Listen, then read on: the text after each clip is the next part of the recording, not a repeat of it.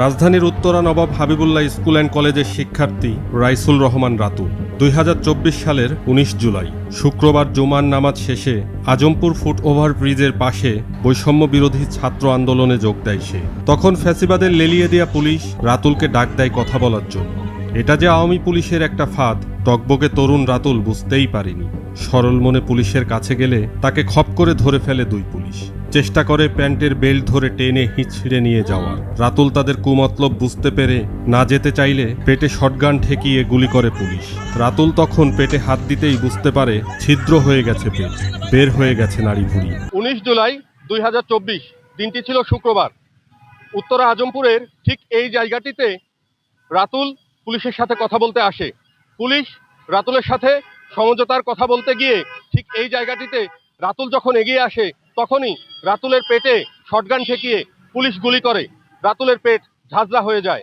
আর সেদিন থেকেই মৃত্যুকে হারানোর লড়াই শুরু হয় রাতুলের। দু হাতে রক্তাক্ত পেট চেপে ধরে কোনো রকমে চলে যায় রাস্তার পাশে রাতুল। তো তারা আসে আমার দিকে, এসে আমাকে ডিরেক্ট আমার কোমরের বেল ধরে ধাক্কি করতেছে। তারা বলতেছিল যে সাইডে চলো, তোমার সাথে কথা আছে। তা আমি বলছি যে না, আমি সাইডে যাবো না। আমি কি বলবো, আমি সাইডে কেন যাবো, যা বলেন এখানে বলেন। তো যে সিনিয়র পুলিশটা ছিল উনি সামনে থেকে গালাগালি করে বলতেছে যে যাবি না, আচ্ছা ঠিক আছে। তো তার পেছনে একটা শটগান লুকানো ছিল, ডিরেক্ট বের করে ফায়ার করে তারা তাদের টিমে চলে যায়। তা আমার যে একটা বন্দুকের গুলি, একটা ধাক্কা লাগে, আমি জিনিসটা উপলব্ধি করতে করতে দেখি যে তারা তাদের টিমে চলে গেছে। আমি কিছু সেন্স করতে পারতেছি না। তো আমি জাস্ট নিজেকে সংযত করতে করতে আমি নিচের দিকে ফোকাস করি। দেখি যে আমার কালো প্যান্ট রক্তে লাল হয়ে গেছে। আমার জামা কাপড় ছিঁড়ে, আমার পেট ছিঁড়ে, আমার ভেতরের অন্তঃস্থ মানে যত নাড়ি ভুঁড়ি ছিল সব বের হয়ে গেছে। আধুনিক হসপিটাল থেকে অনেকবার কল দিচ্ছে, ওরা আবার ফোন দিয়ে আবার বলতেছে আন্টি তাড়াতাড়ি আপনারা আসেন, আপনার ছেলের গুলি লাগছে। তখন আমার পায়ের নিচে মাটিটা সরে গেল কথা শুনে।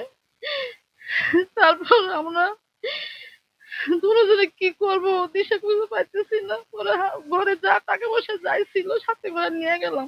এরপরের ঘটনা আরও ভয়াবহ। উত্তর আধুনিক মেডিকেল কলেজ হাসপাতালে টানা ১০ দিন মৃত্যুর সাথে লড়াই করে রাতুল। সে সময় রাতুলকে তুলে নিতে ডিবি প্রধান কুখ্যাত হারুনার রশিদ অর্ধশত পুলিশ নিয়ে হাজির হয় হাসপাতালে। চিকিৎসকদের বাধায় সে যাত্রায় রক্ষা পেলেও পরের কয়েকদিন সাদা পোশাকে পুলিশ ঘিরে রাখে গোটা হাসপাতাল এলাকা। ৭-৮ জন নিয়ে ডিবি হারুন আমার ছেলের কাছে যায়। যার পর টেনে হেসড়ে আমার ছেলেকে নিয়ে আসতে চায়, ডাক্তাররা বাধা দিল যে স্যার ওকে কোথায় নিয়ে যাবেন, ও তো অসুস্থ, ক্রিটিক্যাল অবস্থা, ও তো মারা যায় অবস্থা, ওকে কি নিয়ে যাবেন। তখন ওই মুহূর্তে ডিবি হারুন বলছে ওটা তো গুলি করা হয়েছে মারার জন্য, ওটা বেঁচে রাখার জন্য না। বর্তমানে রাতুলের ডান কিডনি সম্পূর্ণ অচল, আর বাম কিডনি রয়েছে চরম ঝুঁকিতে। শরীরে বয়ে বেড়াচ্ছে ২৫০-র বেশি গুলির স্প্রিন্টার। ভাগ্যের নির্মম পরিহাস, রাতুল আহত হওয়ার ৩ দিন পরেই চাকরি চলে যায় তার বাবা শহীদুর রহমানের। আমার ছেলে গুলি খাওয়ার পরে আমার স্বামী চাকরি চলে গেল। আমাদের সংসার অনেক কষ্ট করে হিমশিম করে চলে। আমার ছেলের আমি যে চিকিৎসা করছি প্রাইভেট ক্লিনিকে, আমি অনেক ধার দেনা করে আমি চিকিৎসা করছি, সেই টাকাগুলো আমি এখনো তাদেরকে আমি দিতে পারতেছি না। চিকিৎসা ব্যয় নির্বাহ এবং জীবনযুদ্ধে টিকে থাকতে উত্তরা হাই স্কুলের পেছনে ফুটপাতে একটি ফুডকার্ট দেয় রাতুল। সেখানেও ভয়াল থাবা পড়ে অদৃশ্য শত্রুর। এমনকি কেরোসিন ছুঁড়ে আগুন দিয়ে রাতুলকে পুড়িয়ে মারতে যায় দুর্বৃত্তরা। পরে উত্তরা পশ্চিম থানার সহায়তায় রাজলক্ষ্মী মার্কেটের সামনে ফুটপাতে নতুনভাবে ফুড কর্নার শুরু করে সে। রাতুলের চিকিৎসা ও আর্থিক সহযোগিতায় কাঙ্ক্ষিত সাড়া দেয়নি ২৪ জুলাই স্মৃতি ফাউন্ডেশন।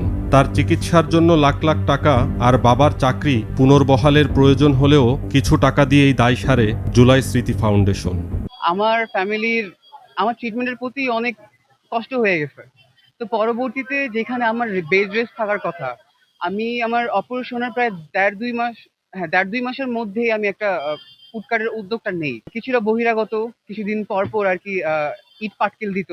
আমি আমার বাসা থেকে আমি আমার ৭ নাম্বার যে ফুড কার্টটা, ওইখানে আমি একটা লাইনে একটা রাস্তায় আমি সবসময় ইউজ করি। ওই রাস্তাটা পার হওয়ার সময় একদিন আমাকে ক্যারাসিনো মারছে, আমাকে মেরে ফেলার জন্য। ৭ নাম্বারের যে কল্যাণ সমিতি ছিল যারা দায়িত্বরত, তারা আর কি পরিবেশ সংশোধনের করতে করতে আমার ফুড কার্টটাও ভেঙে দেয়।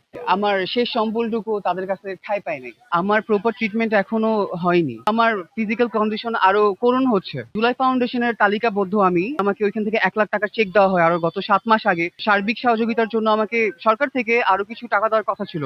গত ৬ মাস ধরে চেষ্টা করতেছি তাদের কাছ থেকে ইনফরমেশন নেওয়ার, হেল্প পাচ্ছি না এটা পরের কথা, আমি তাদের কোনো ফিডব্যাকও পাচ্ছি না। রাজলক্ষ্মীর ফুটপাতের এই ফুড কর্নারটি রাতুলের পরিবারের একমাত্র আয়ের উৎস, যেখান থেকে রাতুলের চিকিৎসার ব্যয়ভার বহন করা হয়। বাঁচার লড়াইয়ে জিতেও যেন রাতুল হেরে যাচ্ছে। চিকিৎসা, বিচার এবং নিরাপত্তা তিনটি আজ অধরা। রাতুলের মতো বীর ছাত্র জনতার ত্যাগের বিনিময়ে আওয়ামী ফ্যাসিবাদ মুক্ত হয় দেশ। তবে এখনও অবহেলিত সেই রাতুলরাই।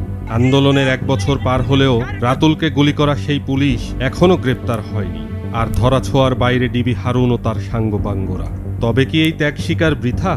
এমন জিজ্ঞাসার উত্তর খুঁজছেন রাতুলের মতো জুলাই যোদ্ধারা। তন্ময় উদ্দৌলা, বৈশাখী সংবাদ।